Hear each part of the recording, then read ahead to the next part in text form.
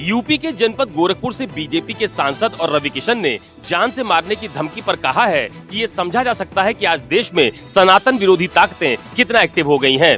दरअसल गोरखपुर से बीजेपी के सांसद और भोजपुरी इंडस्ट्री के सुपरस्टार रवि किशन को जान से मारने की धमकी मिली है।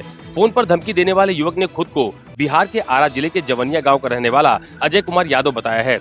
अब रवि किशन ने कहा है कि धमकी देने वाले को पुलिस पाताल से भी खोज लाएगी और उसे कानून का सामना करना पड़ेगा। रवि किशन ने कहा कि कुछ सोचकर ही वो राजनीति में आए हैं और वो धमकी देने वालों से ये कहना चाहते हैं कि वो इतने कमजोर नहीं हैं कि ऐसी धमकियों से डर जाएंगे।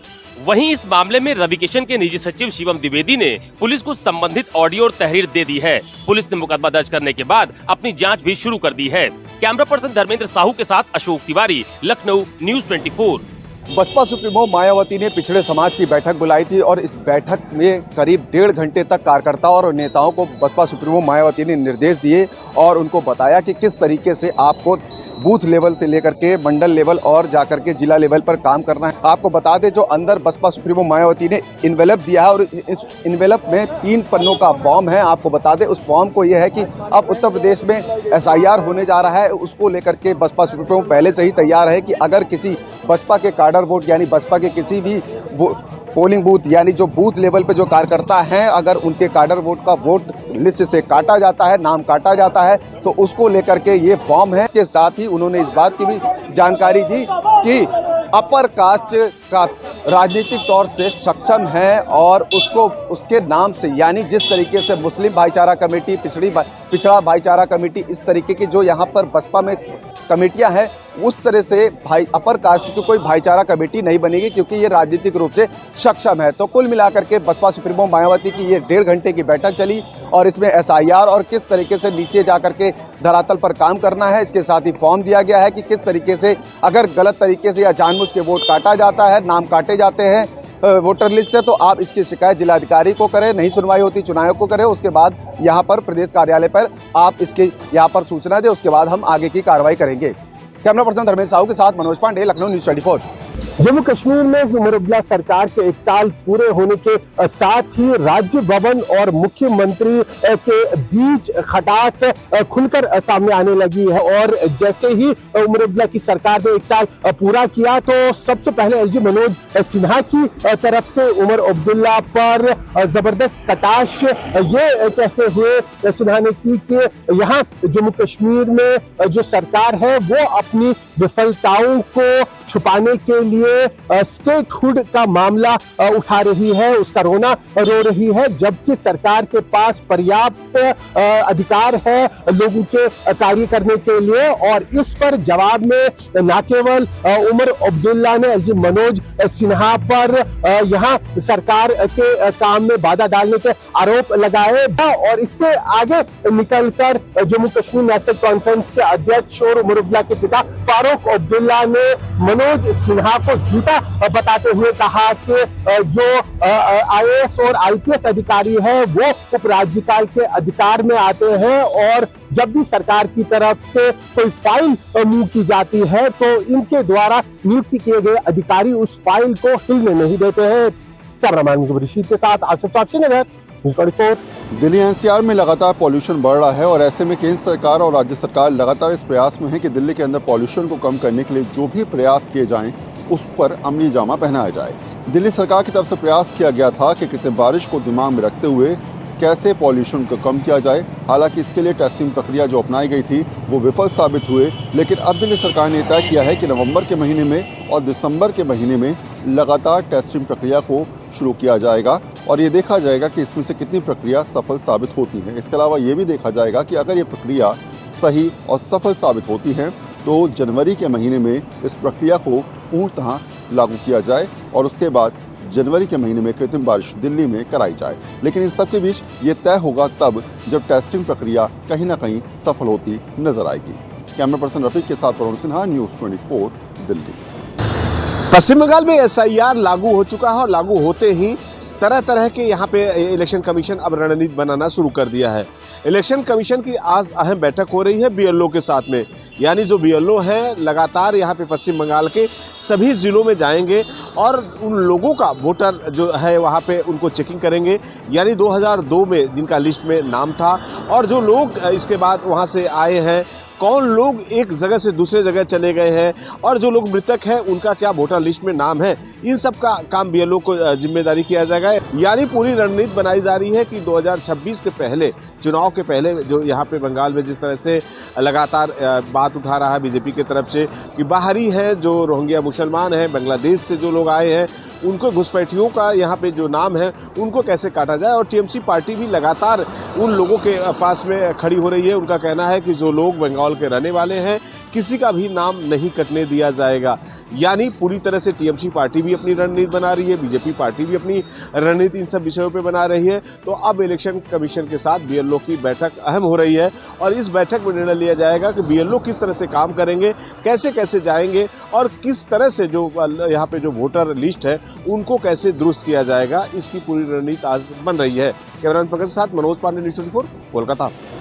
कल जिस तरह से पंजाब के जगरांव के गांव गिद्दड़बिंडी के राष्ट्रीय स्तर के कबड्डी खिलाड़ी तेजपाल सिंह का शरेआम ही कत्ल कर दिया गया, उसको गोलियां मार दी गई, महज पुलिस जो हेडक्वार्टर है उससे कुछ गज के फासले के ऊपर, और बेखौफ होकर हमलावर भागने में भी सफल हो चुके हैं। और सोशल मीडिया के ऊपर हमलावरों ने इस हत्याकांड की जिम्मेदारी भी ले ली है। जिस तरह से हमलावरों ने इस घटना को अंजाम दिया उसको लेके अब राजनीति भी तेज हो चुकी है और इसी के चलते ही लुधियाना से मेंबर पार्लियामेंट अमरिंदर सिंह राजा बड़िंग समेत भारतीय जनता पार्टी के जो कार्यकारी अध्यक्ष हैं अश्विनी शर्मा ने पंजाब की बिगड़ती हुई लॉ एंड ऑर्डर के ऊपर कई गंभीर सवाल भी खड़े किए हैं। और आज तेजपाल का अंतिम संस्कार किया जा रहा है और उसके बाद जो राजनीति है इस हत्याकांड को लेके तेज भी होगी। और वहीं पर पुलिस का कहना है कि हमलावरों की पहचान भी कर ली गई है और जगह जगह पर छापेमारी भी की जा रही है। कैमरामैन गंभीर सिंह राणा के साथ विशाल इंग्लिश, न्यूज़ 24, चंडीगढ़। देश की राजधानी दिल्ली में आज से BS3 गाड़ियों पर बैन लगा दिया गया है। दरअसल में जो गाड़ियां दिल्ली के अलावा दूसरे राज्यों से दिल्ली में प्रवेश कर रही थी, BS3 मॉडल थी, उनकी सभी गाड़ियां, चाहे वो डीजल की हो या पेट्रोल की हो, सभी गाड़ियों पर प्रतिबंध जो है वो आज से लगा दिया गया है। दरअसल में BS3 गाड़ियां सबसे ज़्यादा प्रदूषण जो है वो फैला रही थी, क्योंकि जिस तरीके से दिल्ली NCR में प्रदूषण का स्तर लगातार 300 के पार जा रहा है, तो सरकार की तरफ से एक कदम उठाया गया है कि किसी भी तरीके से दिल्ली के प्रदूषण को कम किया जा सके। साथ ही लगभग गाजियाबाद और गौतम बुद्ध नगर मिलाकर के अलग अलग करीब 2.25 लाख ऐसी गाड़ियां हैं जो अब दिल्ली में नहीं जा सकेंगी। इसके अलावा सोनीपत, फरीदाबाद और गुरुग्राम से जो आने वाली गाड़ियां हैं उन पर भी रोक लगा दी गई है। फिलहाल इसके लिए करीब दिल्ली के 25 ऐसे नाके बनाए गए हैं जहां पर इनको सर्च अभियान के तहत जो है वो मॉनिटरिंग की जा रही है और गाड़ियों के चालान काट करके उनको वापस भेजा जा रहा है। जिस तरीके से सरकार ने इन गाड़ियों पर प्रतिबंध लगाया है उससे कहीं ना कहीं दिल्ली का प्रदूषण जो है वो कम होगा, ऐसा सरकार का मानना है। कैमरा पर्सन सुनील के साथ में यूसुफ, न्यूज़ 24, दिल्ली। खराब मौसम की मार आज भी यानी दूसरे दिन भी सभी नेताओं और पॉलिटिकल पार्टियों को झेलना पड़ा। कल मात्र 2 हेलीकॉप्टर ने पटना एयरपोर्ट से उड़ान भरी, लेकिन मात्र 2 घंटे में दोनों हेलीकॉप्टर को लौटना पड़ा। अभी पटना एयरपोर्ट पर 16 हेलीकॉप्टर है, लेकिन खराब मौसम के कारण कल मात्र 2 हेलीकॉप्टर ने उड़ान भरी थी और आज सुबह से ही खराब मौसम ने चुनाव प्रचार पर ब्रेक लगा दिया है। हालांकि अब से थोड़ी देर पहले यानी सेकेंड हाफ में नेता प्रतिपक्ष तेजस्वी यादव की जो हेलीकॉप्टर है उन्होंने जरूर उड़ान भरी है, लेकिन उससे पहले तेजस्वी यादव ने पटना स्थित अपने सरकारी आवास से ही बाकी जनसभा को संबोधित किया। यही हाल एनडीए के अंदर भी है। आज नीतीश कुमार भी कहीं नहीं जा सके, उनकी सभी जो जनसभा थी उसको रद्द कर दी गई और नीतीश कुमार को सोशल मीडिया प्लेटफॉर्म के जरिए बिहार की जनता से अपील करना पड़ा कि आप 2025 में हमें वोट दें और हमें विजय बनाएं। निश्चित तौर पर 2025 के नतीजे किसी के भी पक्ष में आए, चाहे वो एनडीए हो या फिर महागठबंधन, लेकिन ये 2 दिन जो खराब मौसम रहा है ये जरूर जो भी गठबंधन हारेगा उसके लिए भारी पड़ेगा। कैमरामैन ऋषि के साथ सौरभ कुमार, पटना, न्यूज़ 24। उत्तर प्रदेश का स्वास्थ्य महकमा एक बार फिर चर्चे में है। पीलीभीत में डॉक्टर पर नर्स को थप्पड़ मारने का आरोप, केबिन से धक्का देकर बाहर निकालने का वीडियो हुआ वायरल। मामला 27 अक्टूबर का है। बिसलपुर थाना क्षेत्र के खांडेपुर सीएचसी का है, जहां पर डॉक्टर और नर्स के बीच मारपीट धक्का मुक्की का वीडियो सामने आया है। वीडियो में डॉक्टर और महिला के बीच छुट्टी को लेकर के तीखी नोकझोंक हो रही है। इस बीच कुर्सी पर बैठे डॉक्टर ने चिल्लाकर बोला, जिस बात को लेकर के नर्स ने विरोध किया।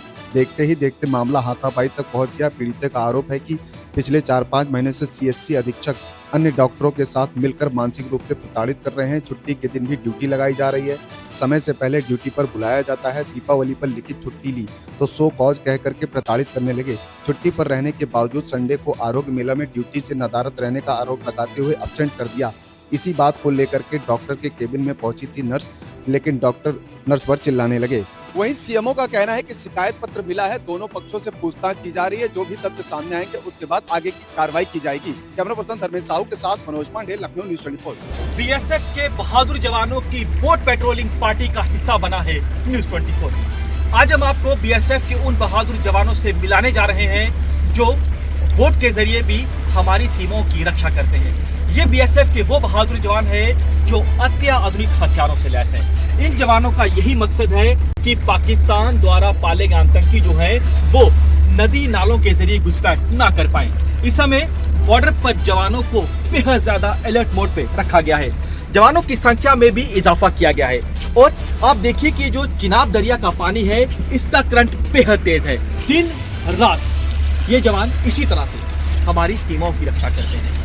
ये आप जवानों को देखिए, इनकी संख्या में भी इजाफा किया गया है। ये देखिए कि अगर दुश्मन की ओर से गोली दागी जाएगी, बदले में गोले दागे जाएंगे। ये देखिए जितने भी यहाँ पर ऑफिसर हैं, जवान हैं, वो बेहद ज्यादा अलर्ट हैं, क्योंकि ये इलाका जो है पाकिस्तान जो है सामने की ओर मौजूद है। वहां पर पाकिस्तान ने एक बार फिर अपने लॉन्चिंग पैड को एक्टिव कर दिया है। वहां पर जो ट्रेनिंग कैंप है उन्हें एक्टिव किया है, लेकिन जवानों की अलर्टनेस इस कदर है कि हमारे बहादुर जवानों के होते हुए हमारी सरहद पर कोई आतंकी तो क्या, कोई परिंदा भी पर नहीं मार सकता। कैमरामैन रोहित के साथ पंकज शर्मा, न्यूज़ 24, भारत पाकिस्तान अंतर्राष्ट्रीय सीमा। मुंबई में चुनाव आयोग की कार्यप्रणाली और वोटर लिस्ट में गड़बड़ी के खिलाफ समूचा विपक्ष एकजुट होकर आज सड़कों पर चुनाव आयोग के खिलाफ हल्ला बोल मोर्चा जो है वो निकाला है।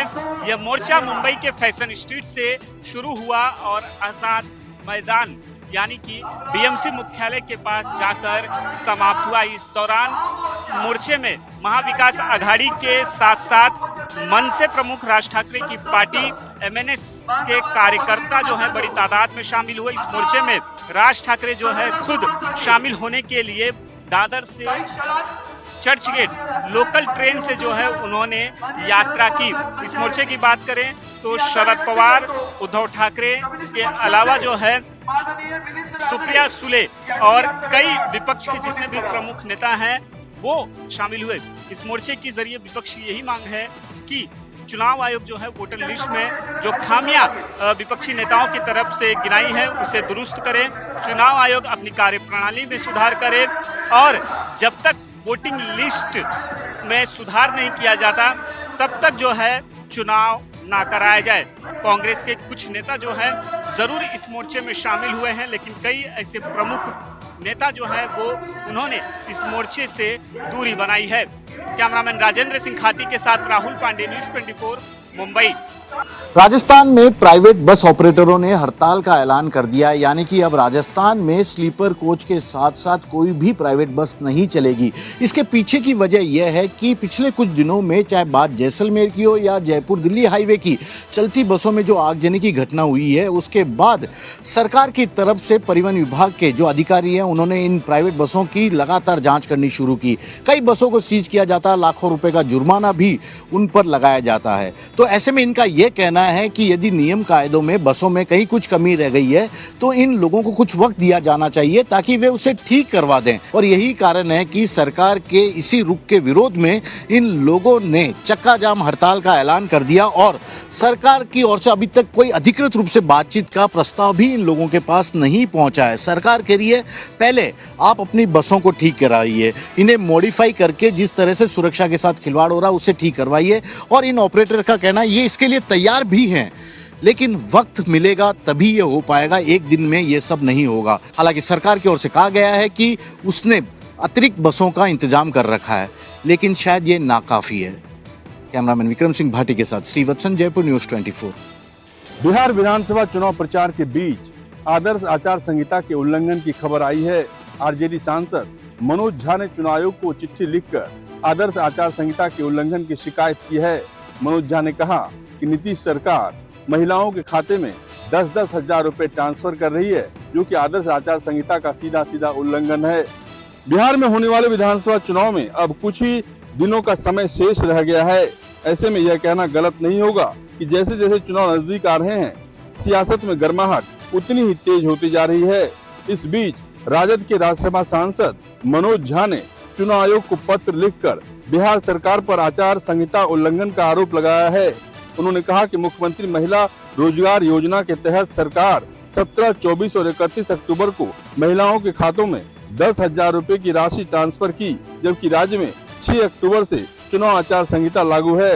मनोज झा के मुताबिक योजना के तहत अगला किस्त वितरण 7 नवंबर को प्रस्तावित है, जो बिहार विधानसभा चुनाव के दूसरे चरण के मतदान यानी कि 11 नवंबर से सिर्फ 4 दिन पहले है।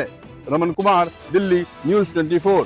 जम्मू कश्मीर के पुंछ जिले में जंगली बालुओं का आतंक इस कदर देखने को मिल रहा है कि लोग अपने घरों से बाहर निकलने से भी कतरा रहे हैं। बालू ने पुंछ जिले के सेरी खवाजा इलाके में एक 35 वर्षीय महिला पर हमला किया। महिला की हालत नाजुक बनी हुई है। फिलहाल इस महिला का इलाज पुंछ के जिला अस्पताल में चल रहा है। इससे पहले भी पुंछ जिले के कई हिस्सों में बालू के हमले देखे गए हैं। कई बार बच्चे जब स्कूल जा रहे होते हैं, उन्हें भी बालू दिख जाता है। मासूम बच्चे बेहद ज्यादा डरे हुए हैं। जो बालू हैं, खासतौर पर जो उच्च पर्वतीय इलाके हैं, जो वहां पर लोग रहते हैं, उनमें बेहद ज्यादा डर देखने को मिल रहा है। लोगों ने कहा है कि हम मजबूर हो जाएंगे, अगर हमें बालू के आतंक से निजात नहीं दिलाई गई तो हम अपने घरों को छोड़कर पलायन करने के लिए मजबूर हो जाएंगे। लेकिन अभी तक हमारी कोई सूद नहीं ले रहा है। हम सरकार से, प्रशासन से बार बार यही गुहार लगा रहे हैं कि उनकी सुरक्षा का ध्यान रखा जाए, उनकी सुरक्षा को प्राथमिकता दी जाए और उन्हें बालू के हमले से बचाया जाए। इन बालुओं को जितनी जल्दी हो सके पकड़ा जाए। पुंछ से मेरे सहयोगी परविंदर और जम्मू से कैमरामैन विशाल के साथ पंकज शर्मा, न्यूज़ 24। मोकामा के चर्चित दुलारचंद यादव हत्याकांड में अब उसके पोस्टमार्टम रिपोर्ट के आने से पूरे मामले में एक नया मोड़ आ गया है। दरअसल पोस्टमार्टम करने वाली मेडिकल बोर्ड की जो रिपोर्ट आई है, उसमें साफ कहा गया है कि दुलारचंद यादव की मौत गोली लगने से नहीं हुई थी। गोली उनके पैर में लगी जरूर थी, लेकिन गोली उनके मरने के बाद मारी गई थी। इसके अलावा गोली आर पार हो गई थी। सबसे बड़ा इस रिपोर्ट में खुलासा यह है कि मौत की वजह बताया गया है फेफड़ों का फट जाना, सीने की कई हड्डियां टूटी हुई मिली हैं और ऐसा लगता है कि उन्हें पीछे से किसी भारी वस्तु से, या तो वो गाड़ी है या फिर किसी भारी वस्तु से धक्का दिया गया था, जिसकी वजह से अंदर की पसलियां टूट गई थी और फेफड़ा फट गया था और यही उनकी मौत का वजह बना। और साथ में जब कार्डियक अरेस्ट की बात भी कही गई है। इसके अलावा उनके ऊपर बदन पे चोट के कई निशान मिले हैं। गर्दन टूटा हुआ है। इसके अलावा बाँह जो है कई जगह से फ्रैक्चर है। इससे साफ होता है कि हमला उन पे पीछे से हुआ था, जिस वजह से इतनी घटना घटी है। फिलहाल इस पूरे मामले को लेकर जिला प्रशासन ने बड़ी कार्रवाई की है और पटना के एसएसपी ने इस पूरे मामले में घोसवरी और भदौड़ के थाना प्रभारी को तत्काल प्रभाव से निलंबित कर दिया है। वहीं दूसरी तरफ पूरे मामले में 100 से ज़्यादा सीसीटीवी फुटेज देखे गए हैं। जो वीडियो फुटेज जो वायरल हुए थे उन्हें देखा गया है और उसके बाद इस पूरे मामले को लेकर कार्रवाई की जा रही है। अभी तक इस पूरे मामले में अनंत सिंह के 3 समर्थकों को भी गिरफ्तार किया गया है। कैमरामैन सनी के साथ अमिताभ ओझा, न्यूज़ 24।